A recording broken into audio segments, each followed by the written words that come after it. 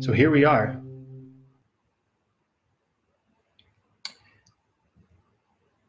In the Hyperborean return. And the great work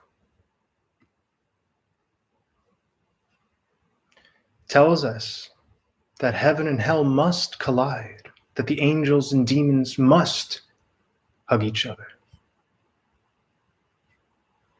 that all battles, all swords and shields should be cast aside.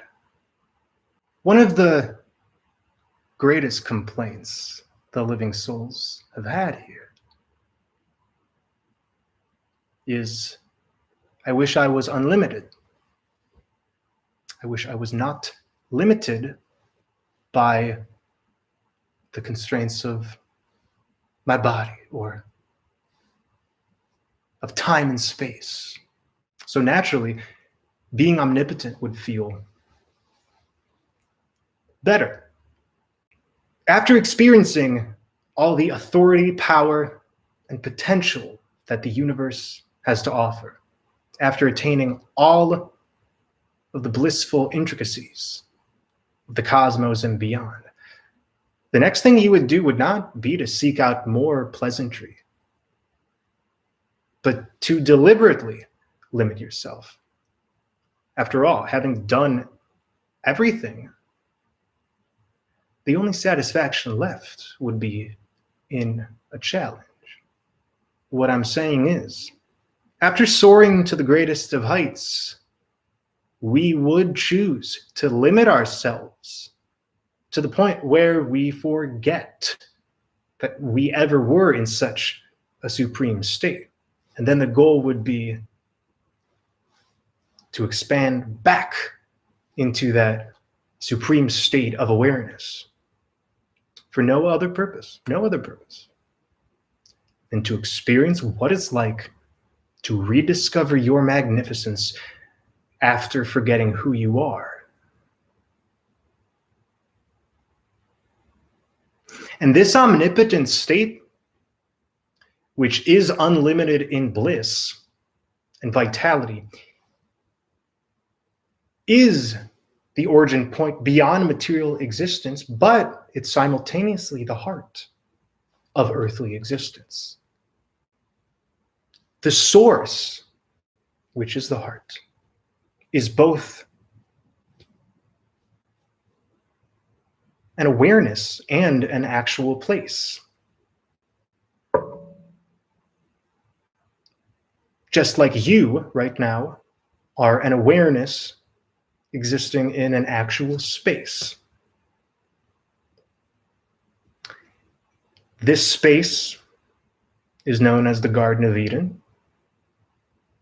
or Shambhala, or Avalon, or Hyperborea, and it resides outside of time, in the imperishable light body of Earth. Just like you have a light body, what we would call the spirit, Earth has a light body too. It's the homeland, which calls us to elevate our consciousness.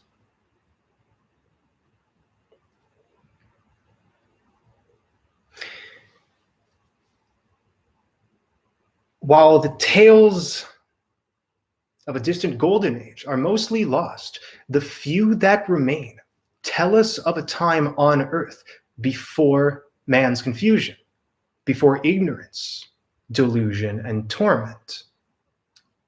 This is Satya Yuga in the Vedic texts. And during this age, which we're transitioning into right now, the universal spiritual forces are not externalized or separated from the mundane, from the here and now. Nature is not spoiled during the Golden Age. Every manifestation is closest to the purest ideal. Abundance rules supreme in the Golden Age state.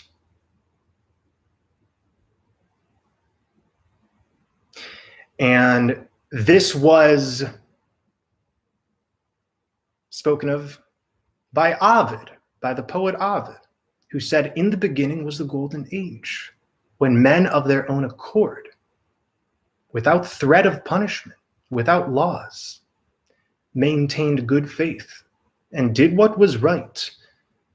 The earth itself, without compulsion, untouched by the hoe, unfurrowed by any share, produced all things spontaneously. Abundance, a season of everlasting spring." Now another poet, Pindar, was speaking of Hyperborea. And in one of his poems, so the visible world is, he claimed that neither by ship nor on foot will you find the marvelous road to the assembly of Hyperboreans, insinuating that paradise isn't accessible simply through a physical reunion. That physical reunion only manifests through connecting with one's intangible innermost, which is only revealed through one's own mysteries being solved. The great work. The great work. What makes you tick? What creates your surroundings? How the input and output are related.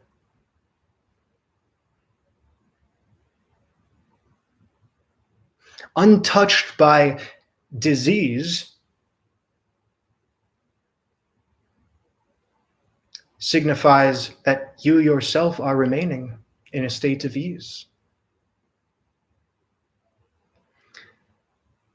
But could you stay in paradise forever? That's a question we've asked ourselves. Could we stay in paradise forever? As scripture informs, a decision was made to leave paradise. It was a decision. And as our psyche became denser and denser collectively after the fall, we projected rigid sequences into reality. We replaced generation with decay, abundance with scarcity. We replaced communion with conflict, virtue with sin, love with fear. And we're talking about an esoteric history of what happened. This is what energetically happened. In this state of increasing amnesia, ailments of the mind manifested into ailments of the world. Duality emerged. The self and other were now disconnected. The masculine and feminine, disconnected. The spiritual and material, no longer one and the same. The heavenly and the hellish, quite distant from one another. Allegorically, we ate from the tree of the knowledge of good and evil.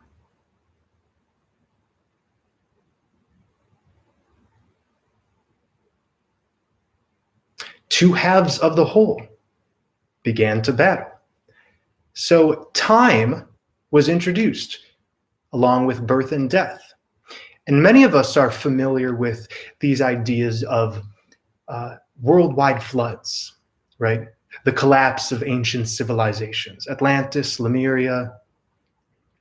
And amidst these stories, there's also stories of heavenly battles with the divine. There's great supernatural occurrences in these texts. Now, these all occurred, but like all things sensed, even right now, they were simply projections.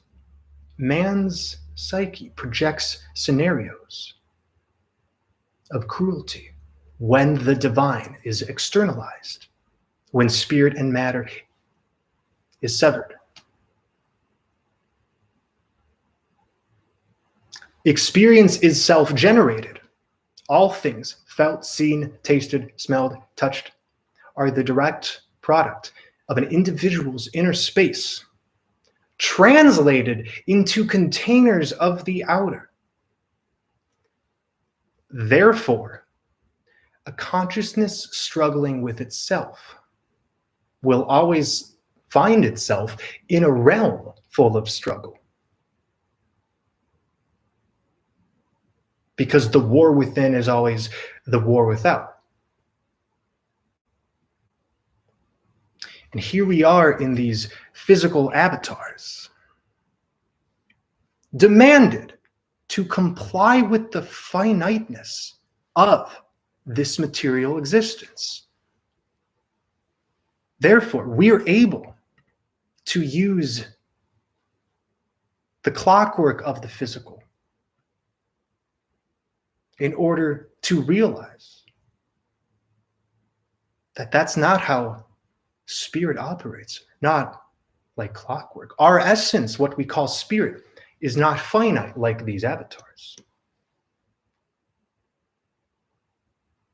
We are at the core infinite, each an embodiment of universal omnipotence expressed in an individual form. And to dream certain dreams within this form, we choose to forget who we are. We choose to forget our origin point. And we abandon omniscience, omnipotence, omnipresence for surprise. Why? Because as souls, we enjoy forgetting that we are the universe, because then we can get lost in it and play certain games.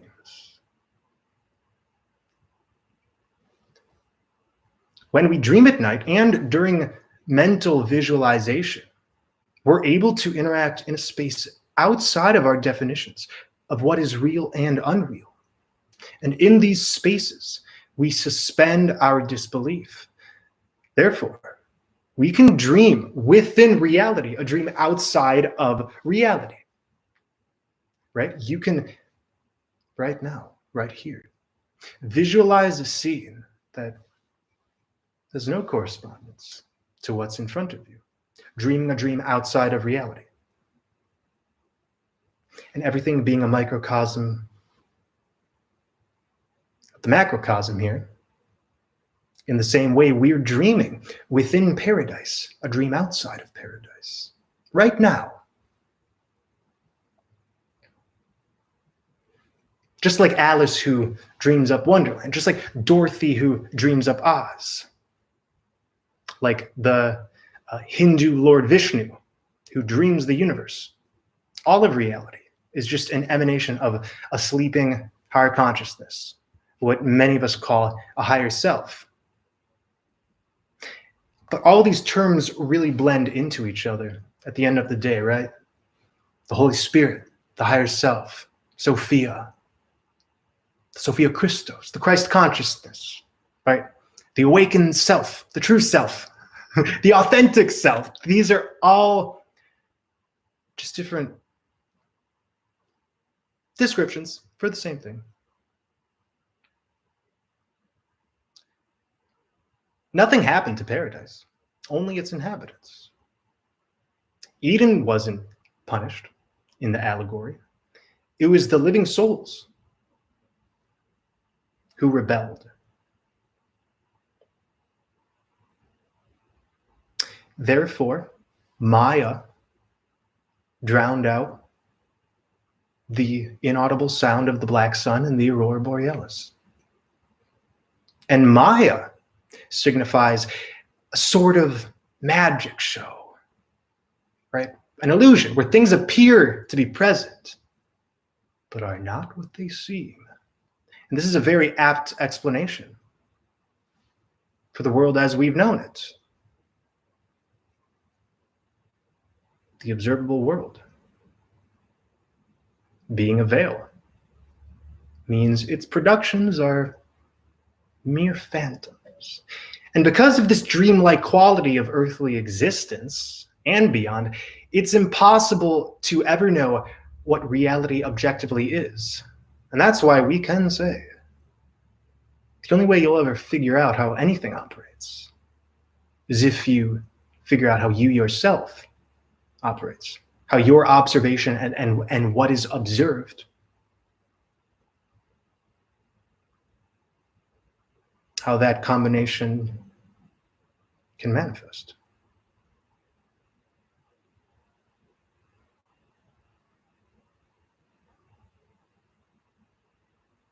Right? To know the function of oneself is to know the function of the world.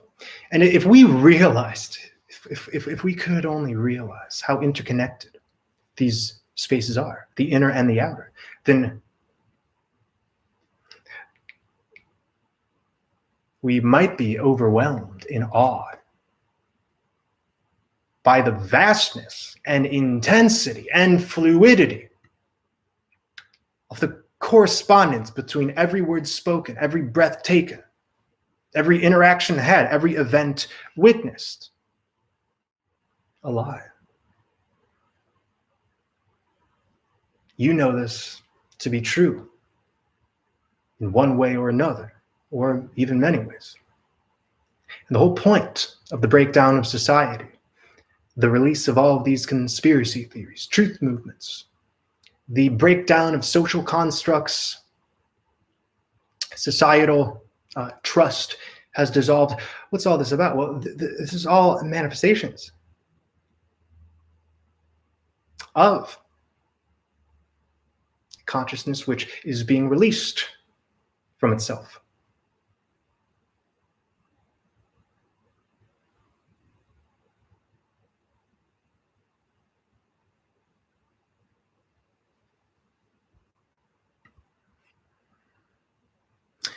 And going back to this idea of being omnipotent, that sounds great, right? Having all of the ability to experience what you wish.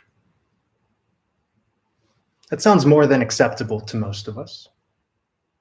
The ability to do anything. How fucking thrilling. No soul could ever be satisfied like that eternally. Because the greater the challenge, the greater the reward. We say the more one dares, the more one obtains. Resolution requires tension to be birthed, after all, right? Now, we've all had events in our lives which seem traumatic or distasteful or downright cruel. And in the moment, it doesn't feel great. However, in retrospect, all of us can look back at how certain cruel events or bad happenings actually led us further into ourselves, teaching us lessons, strengthening all portions of ourselves. So if something one deems as bad can strengthen you, well, then now we have an issue, because that bad thing has now just inspired what we would call goodness or expansion. In this way, we can realize all is divine. To suggest struggle should not occur is to suggest expansion shouldn't occur. A diamond's created from lots of pressure. The greater the pressure, the larger the diamond. At least that's what they say. I've never been to one of those operations.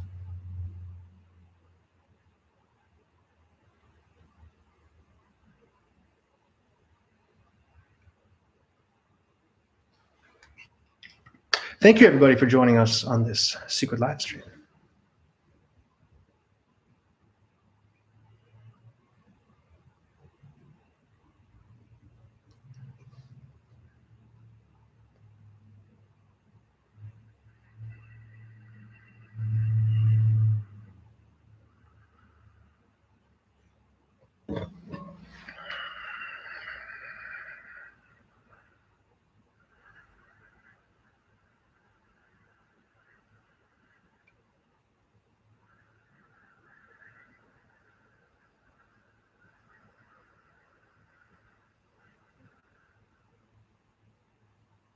And the word divine is revealing to us that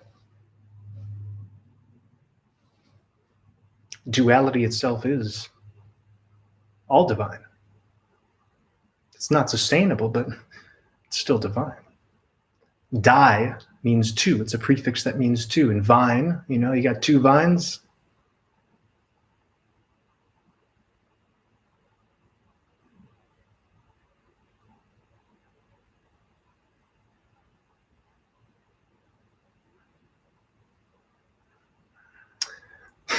Devin, you talked about a golden age. Are you saying the Steelers could win back-to-back championships?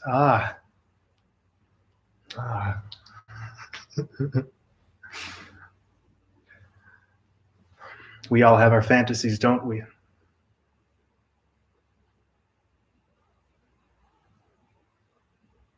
The funny thing about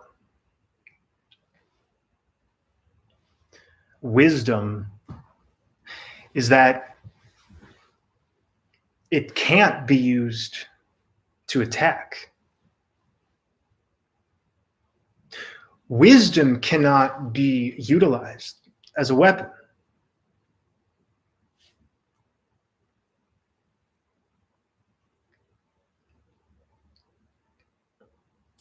Because that goes against the very nature of what wisdom is.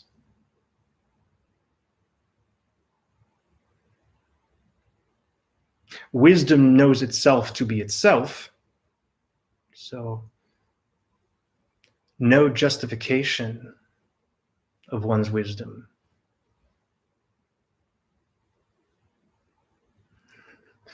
will ever lead to fun. It's not a fun situation.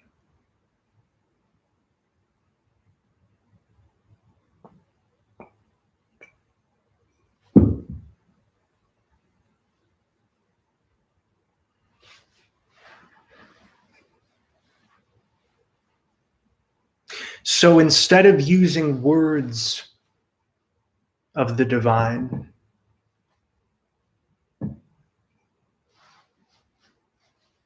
to redirect ourselves artificially,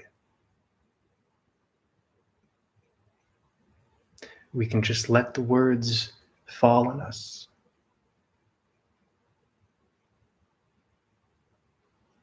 Knowing that whether they're heard or not, they're instilled within you. Whether you get to a specific conclusion or not, it doesn't change the fact that a conclusion will emerge.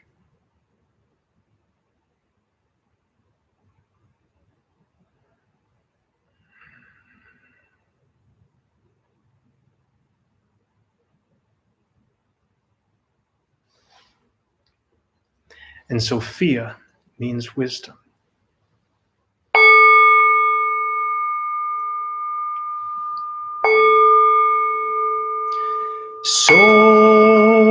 Sophia, Sophia, Sophia, Sophia, Sophia,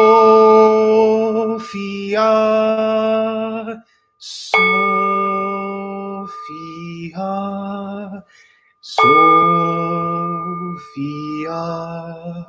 Sophia,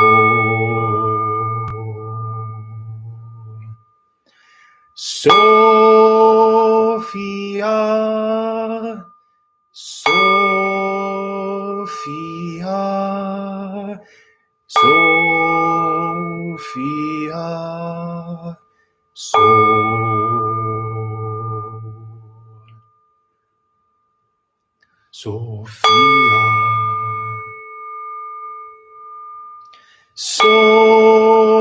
Sophia, Sophia, Sophia,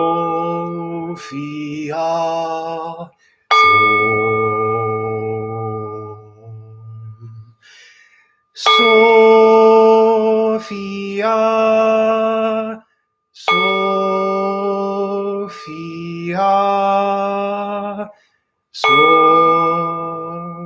Via Sum. If one comes up to me and says, I am God,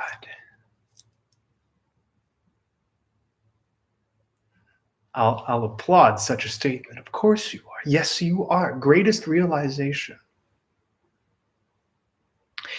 It is but a story. It is but an allegory. But I'm imagining, had Jesus truly existed, he would have came back in quite a frenzy. Excuse me, everybody. I told you, know thyself. I informed all of you, the kingdom of heaven is within. I said not, worship me at the altar.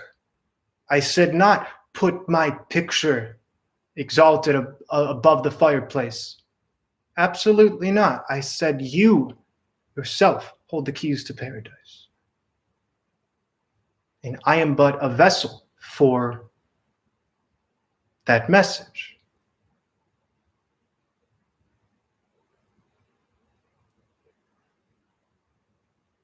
Had this occurred, had I been Jesus, I would have came back in quite a frenzy.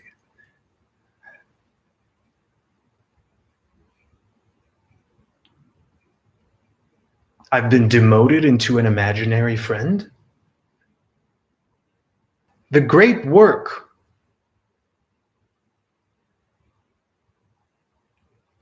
is accomplished because everything is completed already. All creation is finished because all creation is connected.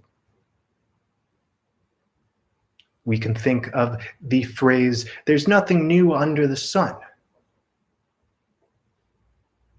All of creation is finished because all of creation is interconnected.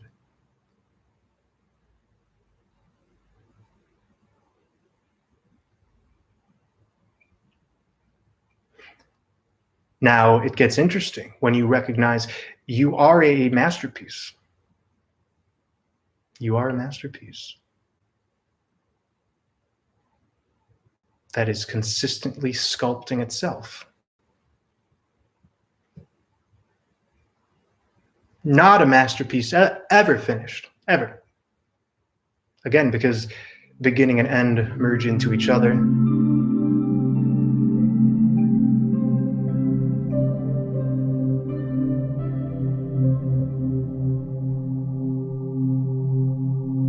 So take it.